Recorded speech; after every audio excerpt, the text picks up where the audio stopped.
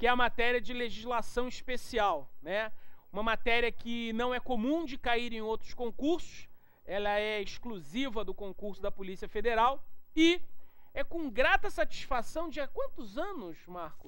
2003. Que é a grata satisfação há 9 anos. O Marco Albuquerque leciona pra gente a parte de legislação especial, né? Uma legislação árdua, específica, como eu disse, da parte da Polícia Federal, mas eu tenho um prazer duplo, porque o Marco Albuquerque ele foi um dos primeiros alunos do curso Aprovação em Curitiba, no ano 2000? 2000, 99, 2000. O Marco foi uma das primeiras turmas, eu sempre falo para os alunos, né? Chega aqui perto para você poder aparecer. Como é que era a estrutura pra você aparecer ali, né? Prazer, pessoal. Eu não mordo não, entendeu? Ele olhou assim e falei, nossa, eu falei, ué, vocês não saem na secreta assim? Ele falou, não, eu falei, ué, acho que eu tô enganado, então. Acho que minha esposa não vai acreditar. Eu falei que eu saí numa secreta e só volto segunda-feira com a PF, entendeu? Mas aí eu falo pros alunos como é que era a estrutura do Aprovação quando você estudou lá em 99, né? Então. Tinha balão, essas bicharocadas todas? Não, né? Era um muquifo, na verdade, Ó, né? que isso? Era uma sala cercada por divisórias. Porra, mano. Até uma certa altura, que por cima não tinha, o som vazava. vazava. A gente escutava o pessoal falando na secretaria, que era uma outra muquifinho do lado ali. Era numa galeria no centro, que a única lanchonete disponível era um chinês ali embaixo que vendia pastel. Ficava o dia inteiro subindo gordura lá para as turmas. E você passou em segundo lugar nacional, Sim, mesmo sim. assim?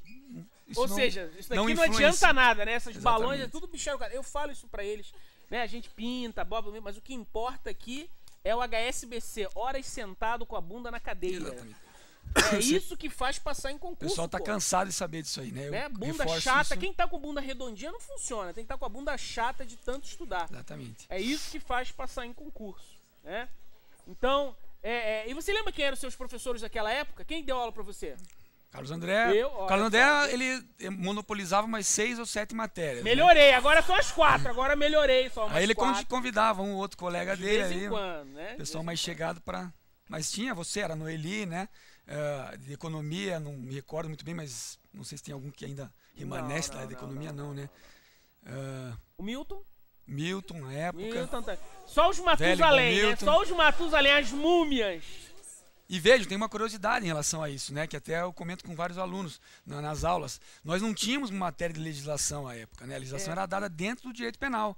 E naturalmente, com aquele todo o conteúdo do direito penal e mais, Era pequenininha a época eram a aula. 14 leis, né? Pra gente estudar, obviamente que isso ficava inviável. Então a introdução da legislação foi feita através do nosso trabalho aqui.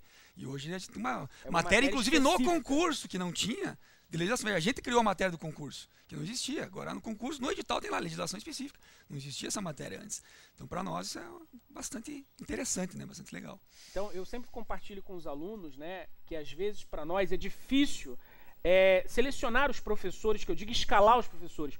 O Marco, ele tem o seu horário difícil, ele não só tem filho pequeno, família, como na Polícia Federal, vira e mexe. Eu lembro do caso de um dia que você ligou, olha, cancela que vai ter uma operação.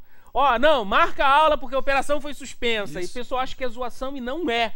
Né? Muitos dos nossos... Às vezes a gente não consegue escalar o professor A, B. Eu não dei aula para todas as turmas aqui, inclusive por mais que eu monopolize, o dono da camisa sempre escolhe para jogar, né? Isso não é verdade, eu não pude dar aula em todas as turmas. E a gente vai escalando os professores conforme disponibilidade. E o Marco, obviamente, é ele que dá a matéria de legislação, a gente tem que rebolar dentro do horário, e aí fica horário vago durante a semana, e dá aula no final de semana, e dá aula no feriado. Mas eu sempre digo para os alunos que você só vai mensurar se esse sacrifício valeu a pena ou não no dia da prova. Então amanhã vocês vão lembrar para ver, porra, caiu o que ele falou, né? Não importa se o professor era animado, bonzinho, bacana ou gente boa. Vamos ver amanhã se o que falou tá lá ou não, né? É isso que faz a diferença, ok? Aproveita Beleza? aí, aquele abraço. Valeu. Então, pessoal, para começar, antes da gente começar o nosso assunto propriamente dito, como a gente sempre faz nas aulas, né? Então eu quero transmitir algumas palavras rápidas aos senhores. As primeiras palavras importantes que eu devo dizer aos senhores é que eu espero, e tenho certeza que isso vai acontecer, que o dia de amanhã, 6 de maio de 2012, vai ser um marco na vida dos senhores, sem sombra de dúvida. Então, a partir de amanhã, tanto para aqueles que obtiverem sucesso, quanto para os que não obtiverem sucesso, né, forem infelizes na prova de amanhã, amanhã vai ser um dia, vai ser um marco para a vida dos senhores. Para aqueles, naturalmente, que obtiverem o sucesso, naturalmente vão prosseguir aí para as fases subsequentes do concurso, naturalmente vão preencher aí os requisitos necessários para poder ingressar na Polícia Federal e dali para frente estarão tranquilos, assim, num primeiro momento, podemos dizer. E para aqueles que eventualmente tiverem um insucesso, da mesma forma, isso vai ter que ser um marco, porque provavelmente vai ser aquele dia que os senhores vão tomar como partida, como foi acontecendo no meu caso, o senhor sabe muito bem disso, né? Para a gente verificar que não foi suficiente aquele tempo de estudo, que nem sempre é. E o concurso, o senhor sabe que é uma soma de fatores, não é o simples conhecimento, a simples dedicação. Tem que ser uma prova que agregue os conhecimentos, que você tem mais intimidade, tem que ser um dia que você está iluminado, tem que ser um dia que você está bem, né? Então tem uma série de fatores que vão levar os senhores ao sucesso. Então, para aqueles que não tiverem sucesso, que eu digo que amanhã vai ser um marco também, com certeza, que vai ser o dia que os senhores vão decidir que dali para frente, os senhores vão começar ou continuar o trabalho, né, de preparação, para garantir uma futura aprovação. Que eu sempre digo aos senhores, passar no concurso da Polícia Federal, em específico, né, não falando dos demais concursos, é um processo, não é uma simples prova que você vai realizar. E a gente acaba criando uma intimidade com o concurso da Polícia Federal, para quem presta com seriedade, né, porque a gente, por serem várias fases, a gente tem que se preparar para diferentes fases, né? Exame, teste físico, exame médico, psicotécnico, etc. Então a gente acaba criando um vínculo maior com a prova da Polícia Federal. Isso é uma característica do candidato para a prova da Polícia Federal. Então, por essa intimidade, a gente acaba criando esse vínculo, que acaba sendo um vínculo, né? Quando não consegue ser curto, acaba sendo por tempo indeterminado. Por tempo indeterminado, sem nenhum tipo de problema. Canso de falar isso aos senhores. Então tenham em mente isso, a partir do dia de depois da manhã, que amanhã vai ser a prova naturalmente, de ter essa noção. Eu realmente quero ingressar no órgão. E aí a partir daí, então, essa vez deu, beleza. Essa vez não deu, não tem problema nenhum, eu vou continuar, uma hora vai chegar a minha vez. Os senhores estão cansados de saber disso, isso é a prática, né? Isso pelo histórico nosso aqui no curso, e desde a época de candidato, a gente verifica que é exatamente isso que acontece, né? A gente vai ter cada vez mais agregar de forma melhor os conhecimentos, de maneira que uma hora você vai dominá-los, né? E aí você não vai ter prova que vai derrubar você. Então, eu digo isso porque sem número de alunos aqui são meus colegas de trabalho hoje. Inclusive tem um colega que trabalha comigo, exclusivamente do meu lado, no mesmo do meu lado, que foi meu aluno aqui em 2003, dentre outros milhares aí pelo Brasil afora, né? Na época que tínhamos aí várias turmas teletransmitidas, etc. E a gente naturalmente esbarra com esse pessoal aí durante as operações Brasil afora, né? Então, fatalmente vai chegar a hora dos senhores. Claro que não podemos deixar cair, né, esse entusiasmo, essa dedicação, porque aí você acaba, né, aquela história da fila, acaba voltando lá para o final da fila e nunca vai conseguir chegar lá no guichê para poder entrar, tá certo? E aí também não quero que essa última mensagem aqui, esse último contato entre a gente, e isso não vai absolutamente acontecer, que tenha um tom de despedida, em hipótese alguma.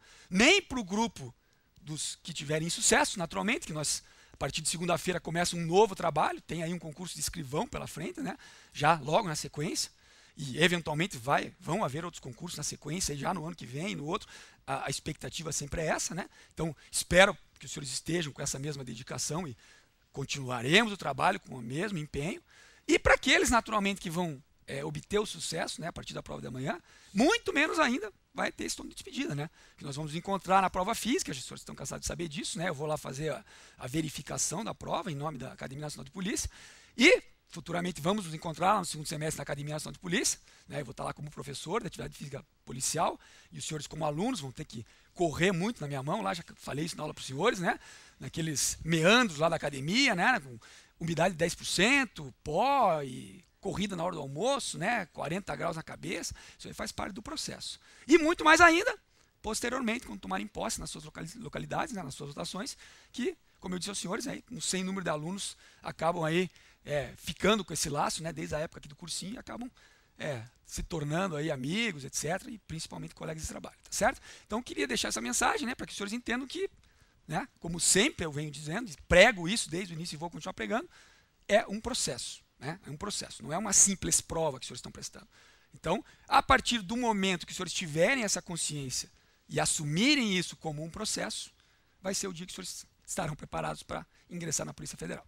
Tá certo, pessoal? Então, pedi para colocar o primeiro slide aí para nós. Eu trouxe aí, infelizmente, né, dentro das condições, eu não tive tempo de preparar um belo material visualmente para os senhores. Então eu peguei um modelinho de slide que me forneceram e criei algumas questões tratando aí dos assuntos que menos pudemos trabalhar, que são os assuntos das leis novas. Tá certo? Nem produzir material escrito, que não é esse o objetivo hoje. Tá? Trouxe algumas questões, eu vou ler para os senhores, a gente vai tentar aproveitar as informações da questão para comentar alguns assuntos pontuais, tá certo? E isso que vai servir para nós como revisão, porque o senhor sabe que a revisão por si só não vai agregar nada aos senhores, né? O que vai agregar aos senhores é aquele trabalho todo que a gente fez aí ao longo desses últimos meses. E eu tenho certeza que na matéria de legislação, os senhores, na pior das hipóteses, terão uma base sólida aí, teórica, né, para poder enfrentar a questão sem se acovardar para a questão, né?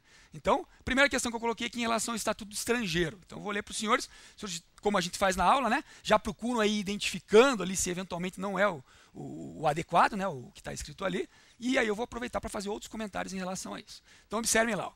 Joseph, cidadão americano de 30 anos de idade, pretende vir ao Brasil na condição de correspondente internacional do jornal Washington Post. Nessa situação, será exigido de Joseph que o mesmo apresente no momento de ingresso no território nacional o visto permanente, tendo em vista que a atividade a ser desenvolvida no Brasil não tem prazo determinado. Posteriormente, se o mesmo desejar naturalizar-se brasileiro, dentre outras condições, deverá apresentar capacidade civil, segundo a lei brasileira. Caso mesmo embarque para o Brasil desprovido de tal visto de entrada no território nacional, segundo a lei pertinente, a empresa transportadora responderá pelo seu retorno ao país de origem, ficando ainda sujeita a multa por não ter exigido a apresentação do documento quando do embarque. Então, primeiro conhecimento, para os senhores tentarem lembrar, né? Em relação aos tipos de visto, esse seria o visto adequado, seria o visto permanente que ele deveria obter para vir trabalhar na condição de correspondente de meio de comunicação estrangeiro? Qual seria o nome do visto adequado? Alguém arrisca? Temporário. Muito bom, temporário. Qual é a finalidade do visto permanente?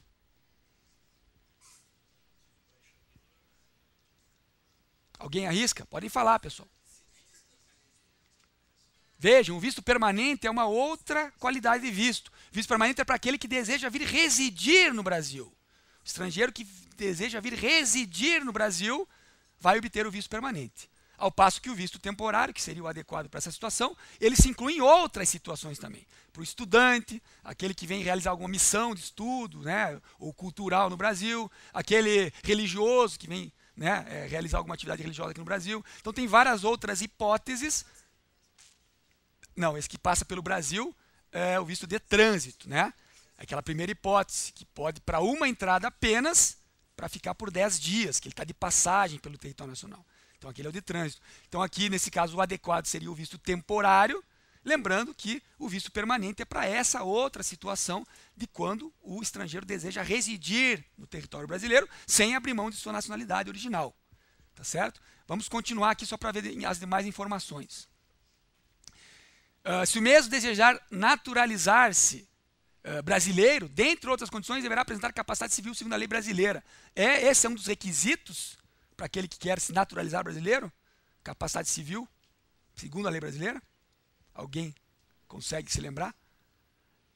É exatamente isso. É o primeiro dos requisitos, né? Então ele tem que ter 21 anos, apresentar boa saúde, ter morado os últimos 4 anos ininterruptamente no território brasileiro, capacidade civil segundo a lei brasileira.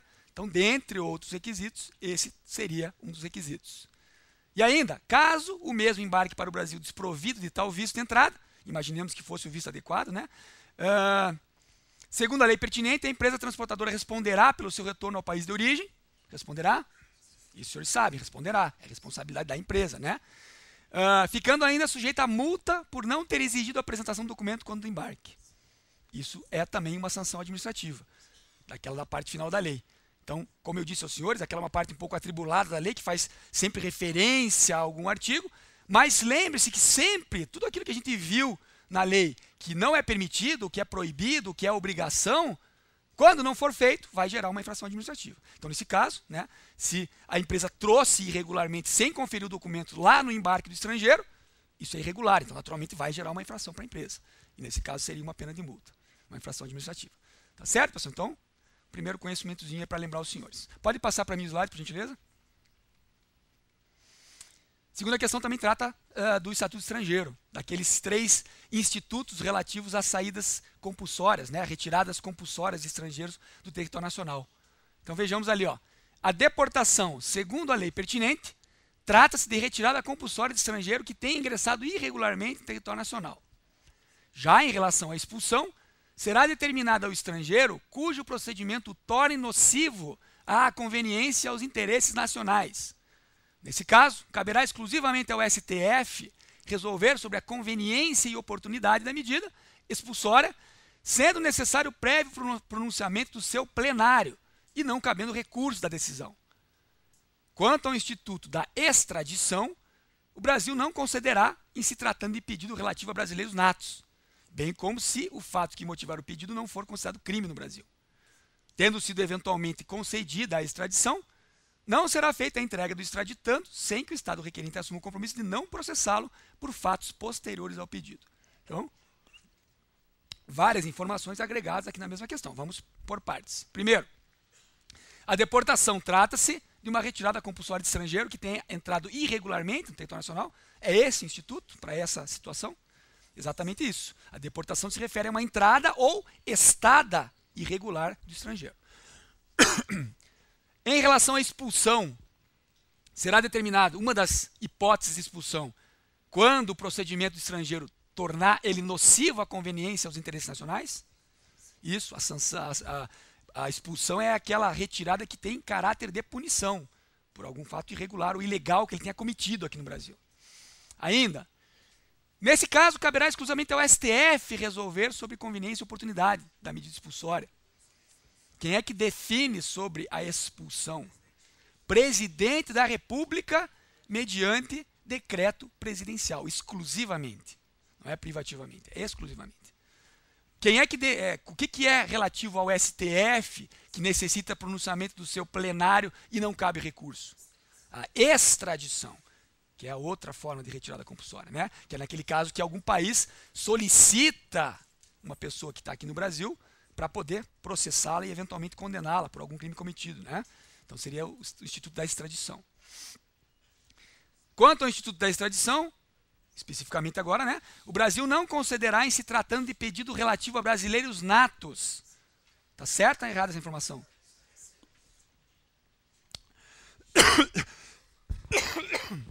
Não concederia ainda em relação a brasileiros naturalizados, desde que a naturalização fosse anterior ao pedido, naturalmente, né? Ele não poderia se naturalizar para se eximir de ser extraditado.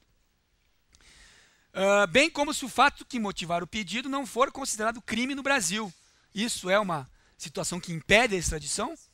Também, exatamente. Se não for o fato não for considerado crime no Brasil ou no país onde ele está sendo solicitado, não se concede a extradição.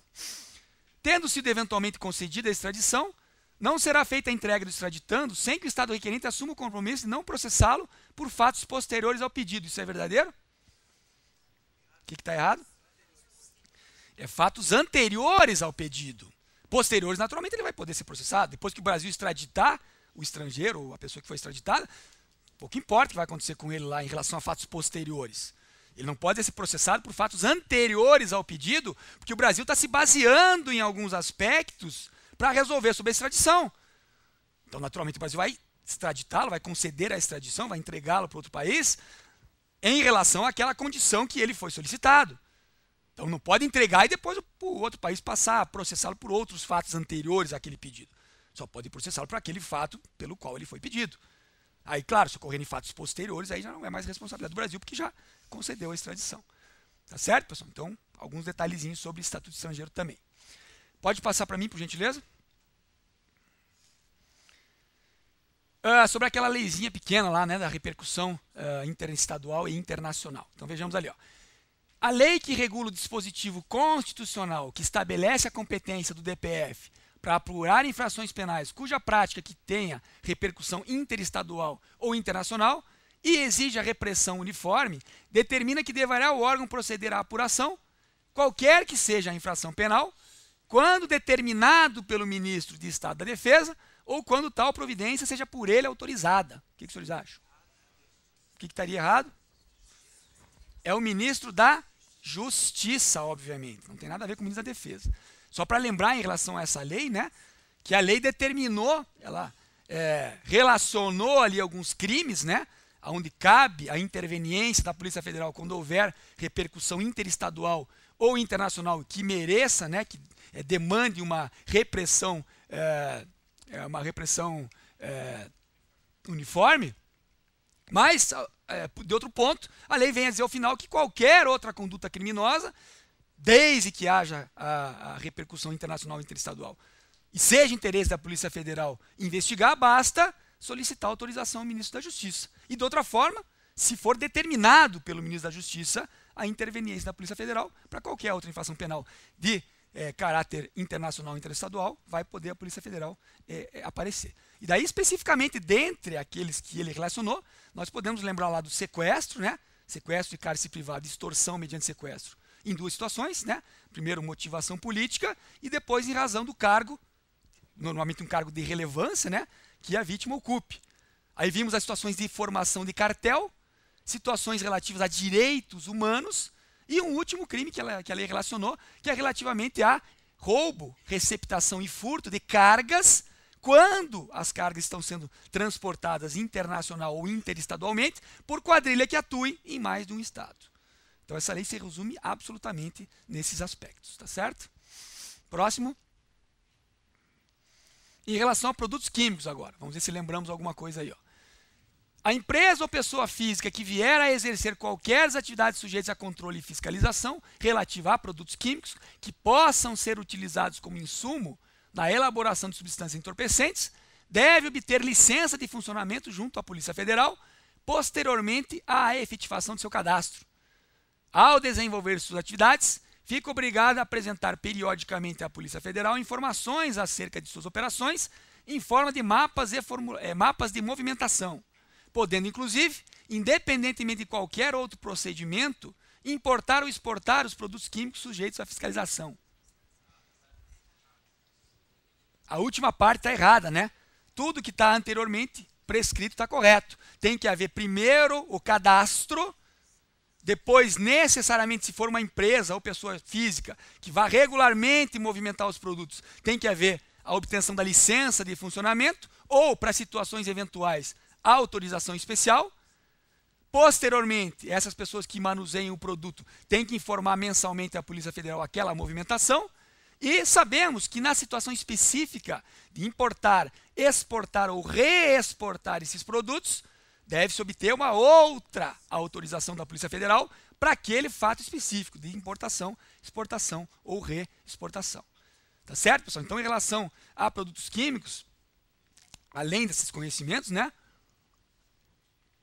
Lembre-se sempre daquelas situações que a lei prevê em relação às taxas que são cobradas, né?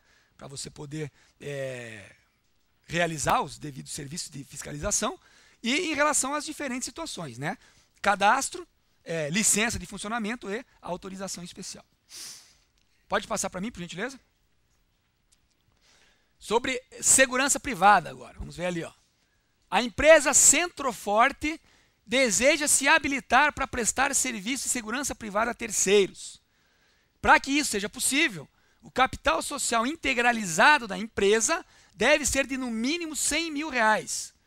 A empresa não pode ter entre seus sócios indivíduos estrangeiros. Dentre as atividades que poderão ser prestadas por essa empresa, incluem-se a vigilância patrimonial, o transporte de valores e a segurança de pessoas físicas. No caso de transporte de valores, quando se tratar de numerário em montante entre 10 e 20 mil FIRs, poderá ser efetuado em veículo comum com a presença de 2 vigilantes, sendo dispensado o uso de veículo especial ou carro forte. Para essa atividade específica, poderão os vigilantes utilizar pistolas e espingardas de uso permitido, de calibre 12, 16 ou 20, de fabricação nacional. Os vigilantes devem ter sido aprovados em curso de formação específico, serem brasileiros e idade mínima de 25 anos de idade, dentre outros requisitos, e gozarão do direito à prisão especial pelas infrações penais que venham a cometer.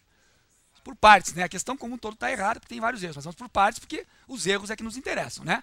Então, para que possa se habilitar para prestar serviço de segurança privada, o capital social deve ser de no mínimo R$100 mil, o capital integralizado. 100 mil, o FIRS. A lei fala em FIRS, né?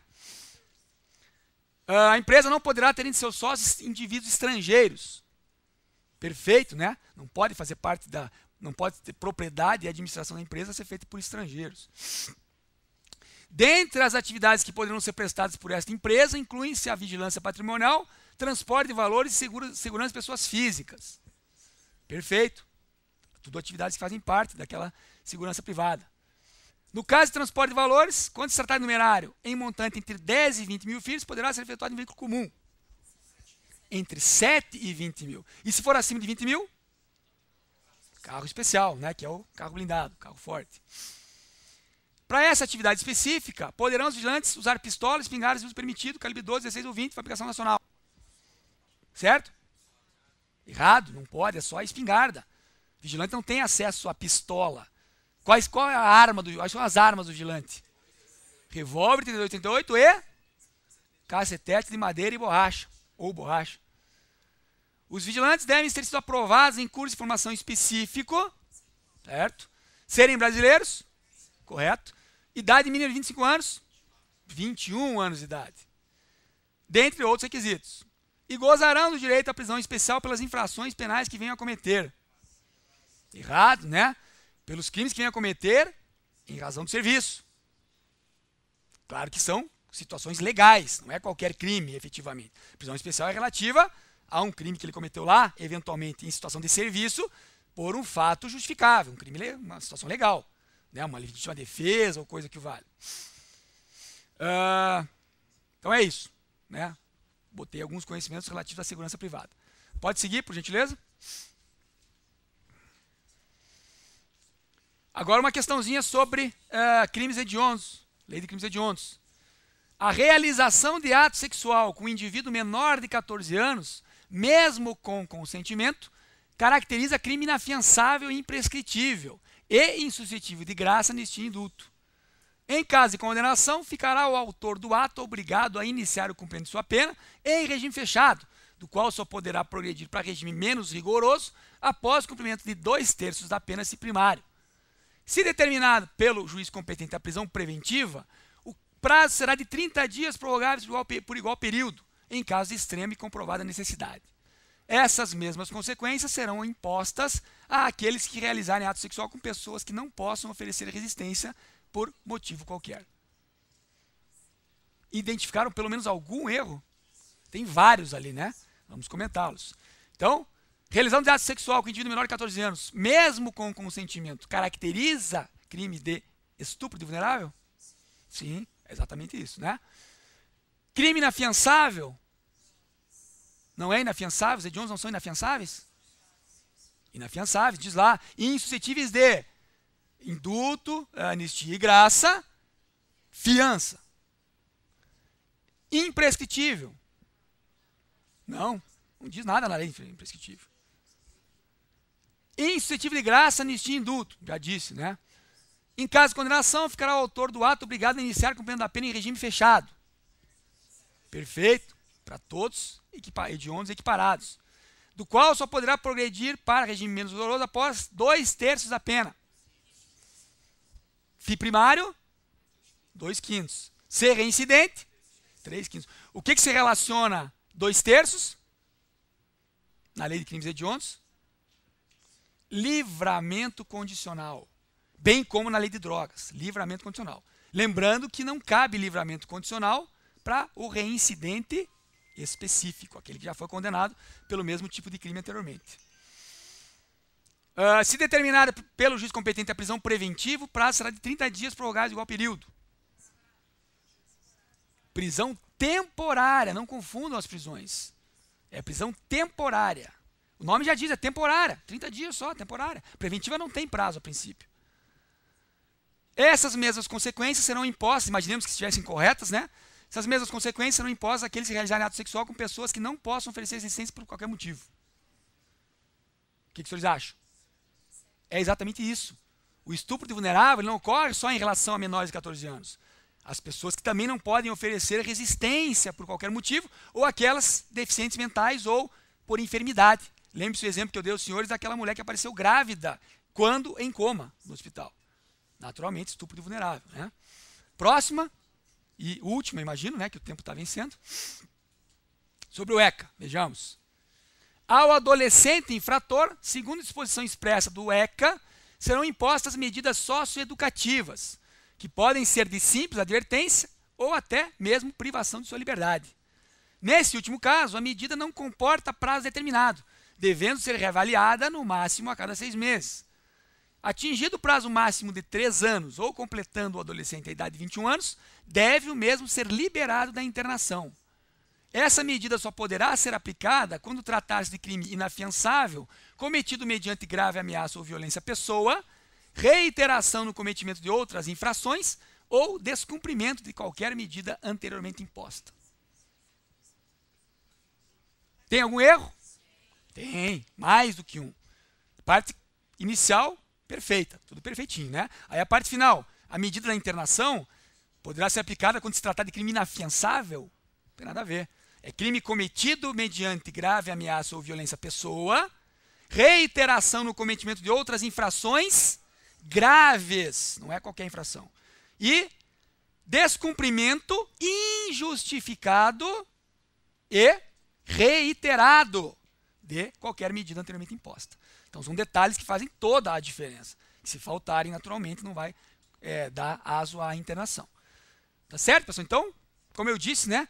Trouxe alguns detalhes, agora não é nem momento mais a gente querer explorar algum assunto, alguns detalhes para eventualmente, né, em caso de sorte dos senhores, e os senhores já sabiam isso, né, eu pude perceber aí pelo comportamento dos senhores, para que amanhã possam garantir pelo menos mais uma questãozinha aí, tá certo, pessoal? Então, como eu disse, não vou nem me despedir, porque para alguns segunda-feira, para outros logo em seguida lá na prova física, certamente nos encontraremos, tá certo? Então, boa prova para os senhores amanhã e grande abraço aí.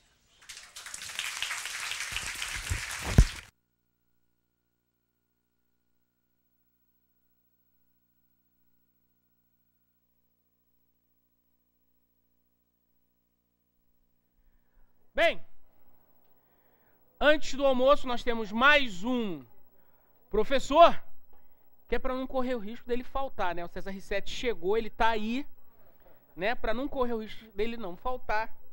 Então vamos fazer antes